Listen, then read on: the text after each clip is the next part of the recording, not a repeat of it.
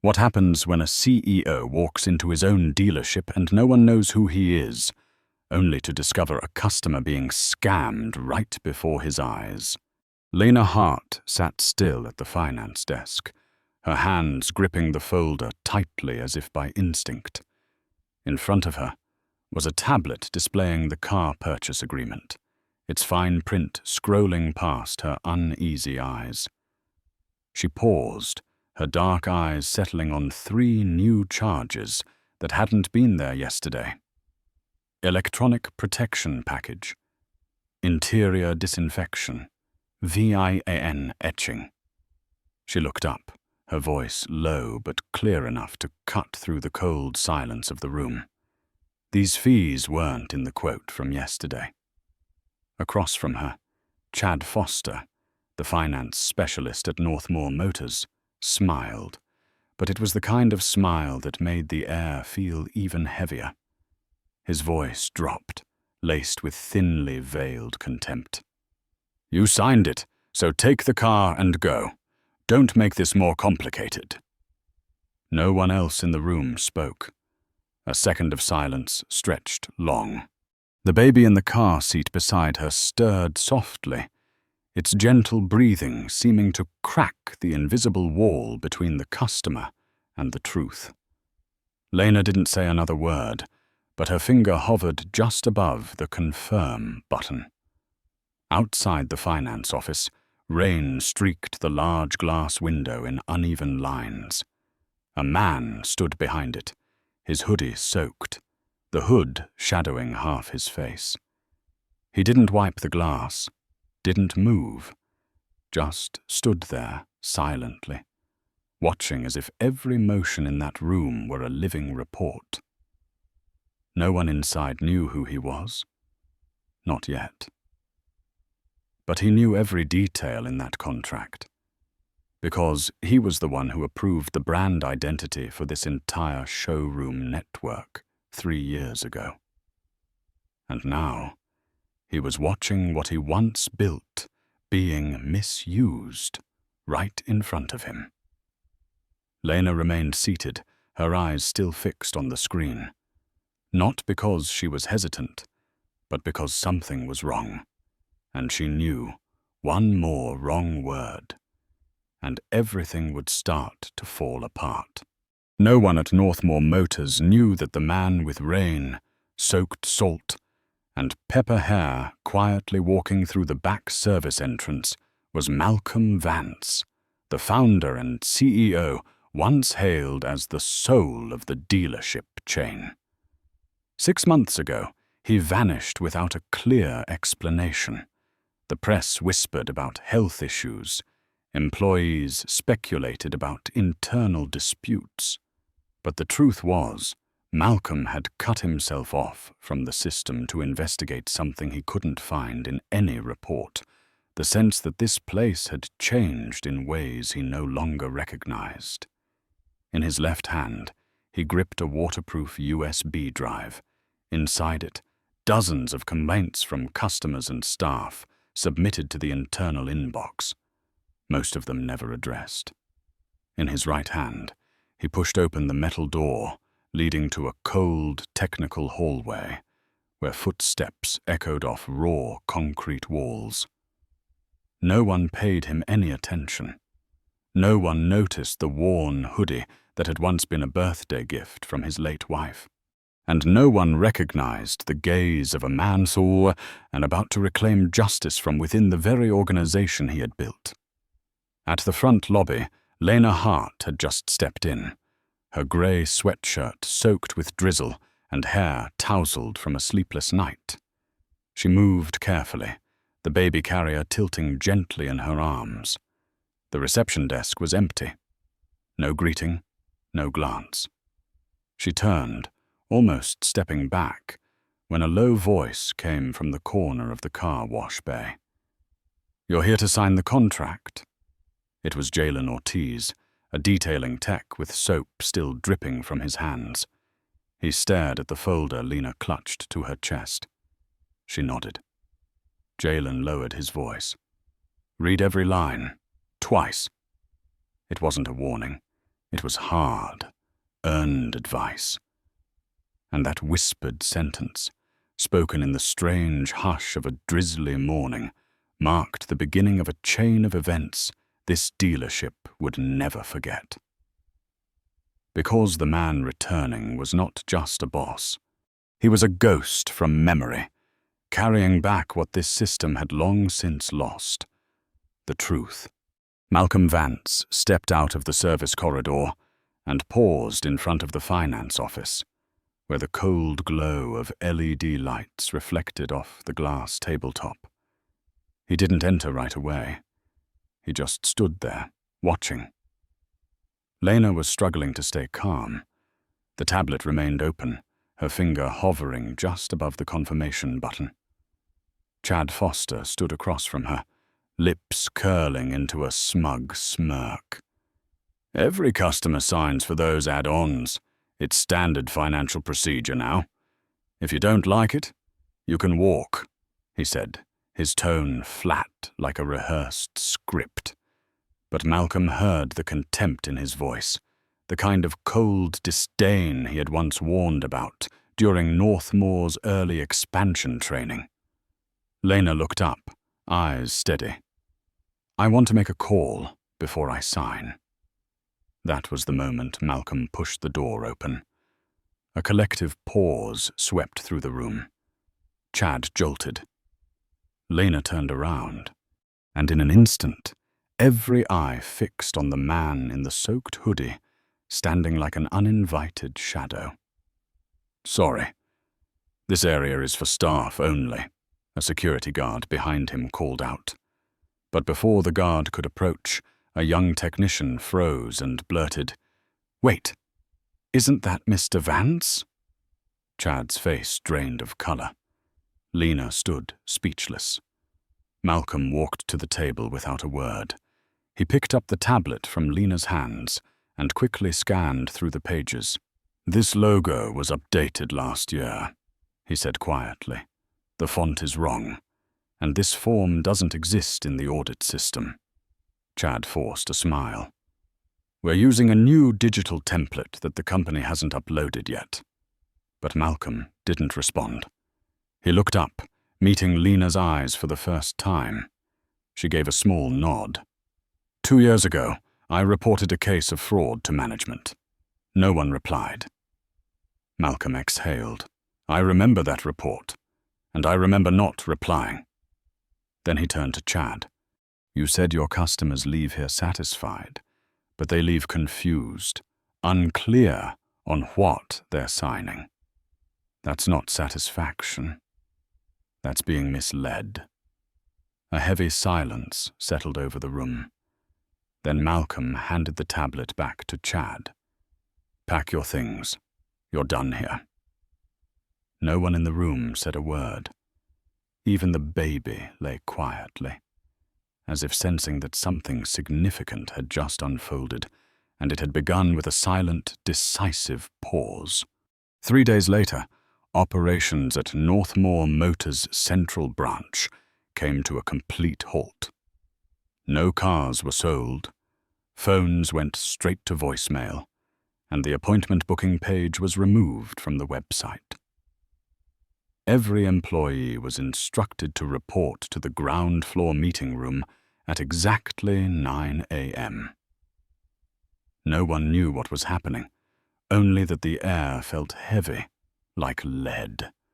Malcolm Vance walked in with no microphone, no presentation, just a folded piece of paper tucked into his coat pocket. "We didn't shut down to deal with one person," he began, his voice steady and slow. "We stopped to confront a habit that's taken root." A few eyes dropped to the floor. Others tried to maintain a calm expression. But when he paused, the room fell into complete silence. "I didn't build Northmoor to become a contract closing machine. I built it so that when people walked out of here, they felt they had made one of the biggest decisions of their lives, and that no one pressured them into it." He turned, his gaze sweeping across the rows of seats. If any of you has ever added a fee just to meet a quota, ever rushed through a deal assuming the customer wouldn't understand, this is the line in the sand. Then he called out a name no one expected. Jalen Ort. All eyes turned to the corner of the service bay, where Jalen, a detailing technician, stood frozen. Malcolm gave a small nod. I know you lost a bonus once for reporting internal fraud, but you told a customer to read everything twice. That's the kind of loyalty I need right now. Jalen stepped forward, unsure, but his eyes steady, just like when he first saw Lena. Starting today, I need someone to oversee every part of the sales process from the perspective of someone who's been overlooked. Malcolm looked at him, then turned to face the room. We don't sell cars. We sell trust. And trust only has value when it's rebuilt by those who once lost it. No applause followed. No objections were raised. But in that silence, for the first time in years, something began to shift. From deep within each person. 1 week after the pivotal meeting, the first customer to return to the showroom was someone most of the former staff believed had walked away for good. Diane Crowley. The former service manager, who had once resigned for refusing to pressure customers into signing off on a fake interior sanitation fee. On the day she left, no one stood to see her off. On the day she returned, no one dared meet her eyes. Diane brought no documents, carried no air of authority, and quietly approached the reception desk. Behind her stood a new glass panel, thin, transparent, but different. Gone were the taped-up signs reading staff only or by appointment only. In their place, etched in laser across the center of the glass, were the words, no more hidden fees, no more closed doors. The text wasn't bold, wasn't underlined, but when the morning light streamed in, it stood out louder than any brand logo on the wall. It wasn't a slogan. It was a warning to both staff and anyone who once believed customers didn't know better. Malcolm didn't explain why Diane had returned. He simply let her step into her new role, service quality advisor. She had no private office. Her seat was a high stool beside the front desk, where everyone had to pass by. During her first week, she spoke very little. She simply observed how employees greeted customers, how they introduced vehicle features, how they responded when asked about interest rates. Sometimes she jotted small notes on paper, but that alone created more tension than any formal audit. Did she write my name down? Did she see me forget to mention the return policy? The answer was always the same. No one knew. And that was exactly how Malcolm intended it. Because transparency doesn't come from surveillance. It comes from knowing that customers deserve clarity, even when no one's watching.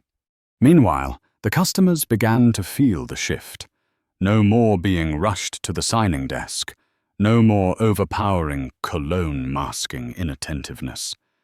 And the etched glass behind Diane, though never spoken about, slowly became a quiet emblem.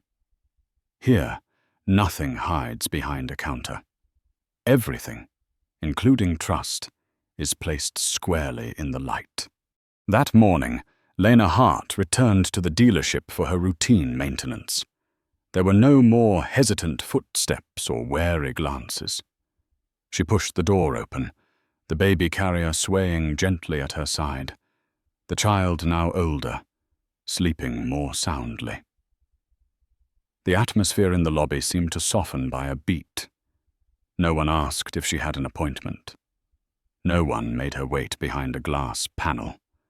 Miles, the service rep, recognized her the moment he looked up. "Silver Corolla, right?" He smiled. "Still running smooth?" Lena nodded, letting out a breath as light as a smile. No pricing charts, no cues, just a cup of tea and a cushioned chair in the corner. She sat down, pulling out an old paperback she had been reading since last week. Upstairs, Malcolm Vance stood behind the large glass panel, watching her, not with suspicion, but with remembrance, because of the way Lena walked in without her guard up, because of the way Miles smiled without a script. These were the small details he once witnessed as a 10-year-old boy. In his mind, the memory played as clearly as an old film. His mother, a nurse in a light blue uniform, stepped slowly into a car dealership with a stack of carefully counted cash. No one approached her right away. But then a salesman did. Not because she was wealthy. Not because she had a CO signer, but simply because she was a customer. He didn't speak loudly, didn't push, just explained each term until she understood. And on the drive home in that old used car, she smiled, not because it was new, but because it was hers. That feeling was imprinted on Malcolm, and it was what led him to create Northmore Motors. But it was also the feeling he had almost lost. Today, as he saw Lena sitting quietly in the lobby, her child asleep on her shoulder, her eyes no longer guarded, he knew that memory had returned, not in the form of a slogan on the wall, but in every small gesture that needed no reminder. And that was what truly mattered. Not because he saw change, but because he saw it was being preserved. Not long after the day Lena returned, a new steel plaque was quietly installed just above the entrance to Northmore Motors. There was no ceremony, no speech, just a brushed metal plate with a simple engraved line.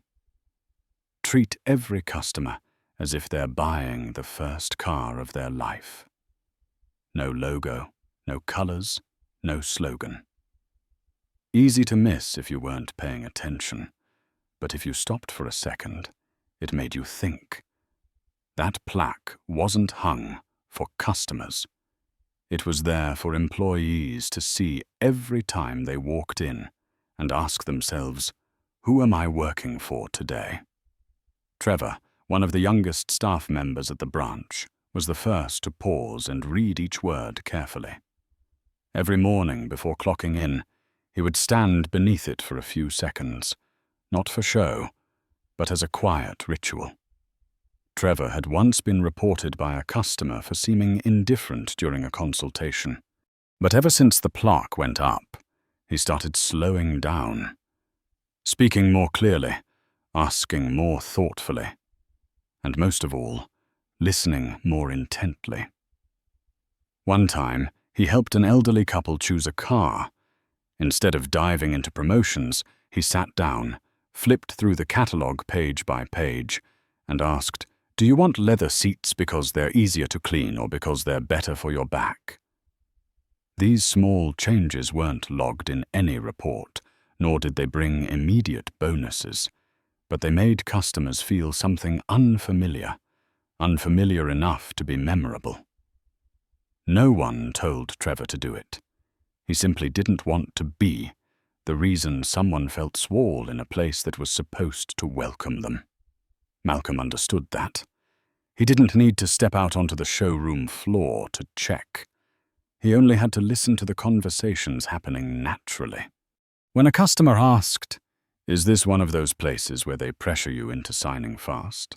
and the employee replied, "Not anymore," he knew the plaque was working, not as a slogan, but as a quiet reminder, repeated every day. No explanation needed. Yet everyone understood. And that is how a promise comes alive. Not through loudspeakers, but through quiet, willing actions. A month later, Rachel, who had once left the dealership in doubt and disappointment, came back. Not to demand a refund, not to file a complaint, but simply for the routine maintenance of her silver Corolla. Same old hoodie, same baby carrier by her side. But this time, her shoulders were more relaxed. She walked in without scanning the room. No one asked to see her appointment. No one looked at her as if calculating her ability to pay. Trevor was at the front desk. He looked up and immediately recognized Rachel. "Silver Corolla, still running smooth?" She smiled.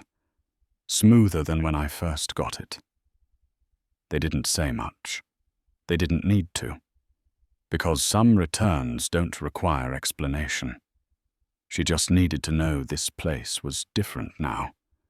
And Trevor, who was once part of the silence, now stood as proof of the opposite through his quiet presence. Upstairs, Malcolm Vance stood behind the glass, observing the whole scene. He didn't come down to greet her. He didn't need to. Not out of indifference, but because he understood. If someone who once felt hurt enough to walk away can return without looking over their shoulder, then the effort is beginning to bear fruit. Not through apologies, not through a PR campaign, but through a simple act of decency, repeated just as it was the very first time someone walked in.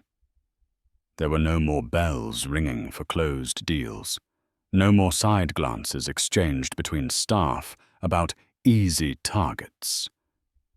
Now, conversations moved slower, more honestly. A young staff member knelt beside an elderly customer, explaining the difference between two car models. No pressure, no script. Diane, the quality supervisor, walked by. No clipboard, no interruption. She simply nodded. Malcolm watched this scene with a calm heart, because for the first time in years, he no longer needed to be present to keep things on track. The ones who had once stayed silent were now taking action. The ones who used to follow the system were now choosing to honor people. And when culture begins to live that way, not through show, not through enforcement, trust doesn't need to be proven. It spreads on its own. Through every glance, every gesture, every quiet return, free from fear. On Sunday morning, Malcolm Vance returned to his mother's old house, a low-roofed home on the edge of town where a small wind chime jingled softly every time the breeze passed through the porch. He sat on the worn wooden chair, holding a steaming cup of coffee, and opened his weathered leather wallet. Inside was a faded photograph, a young boy standing beside a woman in a nurse's uniform. Behind them, a rusty Cutlass Supreme. That was her first car, the one she had bought not with privilege, but with patience and a salesperson who never rushed her. "It wasn't because the car was beautiful," she once said. "It was because he never made me feel small." That memory, that sentence, was what built Northmore Motors, and what he had nearly let slip away under the weight of dazzling numbers. The next day, Malcolm made only one call. Not to place a car order, not to speak to the press, but to a familiar metal engraving shop. He gave them 12 words: treat every customer as if they're buying their very first car. No slogans, no logos, no golden trim. Just those words etched into brushed steel, quietly hung above the glass door. For those who entered, it would be a reminder. For employees passing beneath, it would raise a silent question. Am I doing this right? Rachel returned again, this time without needing a reminder. No one called to confirm her appointment. She walked straight to the reception desk, offering a greeting with just a glance. The baby carrier on her side swayed gently. Trevor was tidying the counter, looked up and smiled. "You're back? Car still running well?" "It is." Rachel nodded, then paused. "And it feels better too." No need to elaborate. No one pressed record, no surveys. Just two people who had once stood on opposite sides of doubt, now meeting again in quiet reassurance. Malcolm stood on the upper level, not stepping forward. He didn't need to be seen as the one who changed it all. He only wanted to witness it, that moment when someone once made to feel uncertain now walks in like they belong. That was the greatest proof of all effort. He turned away from the window, eyes heavy but steady. No applause needed. No speeches. Just let things continue, in silence, with integrity, and in a way that lasts. Because sometimes you don't need to be the one who says the right thing. You just need to be the one who keeps it alive, even when no one is watching. In the world of customer service, especially in the automotive industry, where numbers, contracts, and sales targets often overshadow human emotion, what separates an ordinary business from one that truly earns trust lies in things that cannot be measured. How you are greeted, how your questions are heard, and even how your silence is respected. Malcolm Vance did not repair Northmore Motors by overhauling the staff or launching loud campaigns. He did it differently, slowly, quietly, and profoundly. By reigniting the original spirit. Do not just sell a car, give the customer the feeling they are choosing a part of their life. From a brand strategist's perspective, what Malcolm truly rebuilt was not just a showroom, but a foundational culture. A place where behavior is no longer driven by sales pressure, but by professional pride. A system that does not rely on surveillance cameras to ensure proper conduct, but where employees choose to act with integrity even when no one is watching. That is the kind of long-term value every organization must learn to invest in. A culture that does not demand obedience, only gentle reminders. If this story feels like more than just an automotive drama and speaks to you as a reminder of ethics and how we serve others, leave a like as a sign of support for businesses that truly listen. And if you want to continue exploring stories where human values take precedence over numbers, don't forget to hit subscribe and journey with us. And if you have ever had an experience where a small gesture from a service provider changed the way you saw an entire brand, share it with us by leaving a comment with the phrase, "Keep the promise." Because in the end, sustainability is not about catchy slogans, but about how you live your promise every single day.